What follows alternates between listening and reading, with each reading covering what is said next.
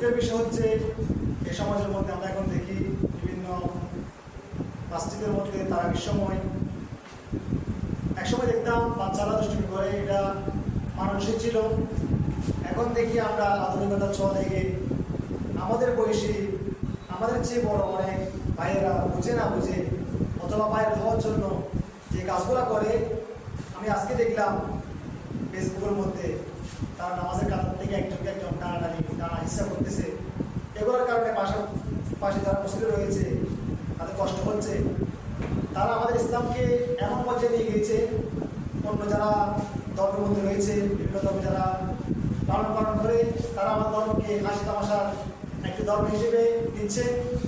এটার একমাত্র কারণ হচ্ছে তারা ইসলামিক জ্ঞান না থাকার কারণে, অথবা পৃথিবীর মধ্যে তারা লোকের কাছে পরিচিতি পাওয়ার জন্য তাদের আইডি অথবা যেটা রয়েছে ওটার মধ্যে টাকা ইনকামের জন্য, এই সামান্য দুনিয়ার লোভের জন্য তারা আখিরাতে ধ্বংস করতেছে। আমি অনুরোধ করবো আজকে ভিডিওর মাধ্যমে যে আমার সমস্ত ভাইয়েরা এই ধরনের কাজগুলো করেন, আপনারা নিজের জন্য, সমাজের জন্য, দেশের জন্য ক্ষতির কারণ হবেন না।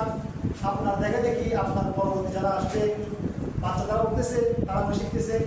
আমি অনুরোধ করবো যে আপনারা ত্যাগ করে ইসলামের যে শরীর শিক্ষা আল্লাহ রাব্বুল আলামিন পবিত্র কালামে ৮২ বার নামাজের কথা বলেছেন। এখন নামাজের কথা বলার পাশাপাশি আল্লাহ রাব্বুল আলামিন ধৈর্যের কথা বলেছেন। তো আমি আশা করবো যে আপনারা এইভাবে বাইরে না হয়ে ধৈর্য ধরুন, ভালো কাজ করে, ভালো জিনিস মানুষকে উপস্থাপন করে বাইরে অন্তরে মানুষ আপনাকে সম্মান করবে, সবাই আপনাকে অনুসরণ করবে, অনুকরণ করবে।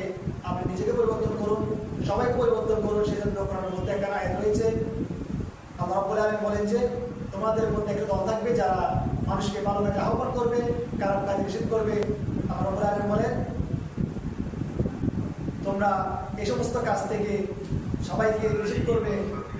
কুনতুম খায়রা উম্মাতিন উখরিজাত লিন-নাস তা'মুরুনা বিল মা'রুফ ওয়া তানহাউনা আনিল মুনকার। আমাদের প্রত্যেককে আমল করার তৌফিক দান করুন। আসসালামু আলাইকুম।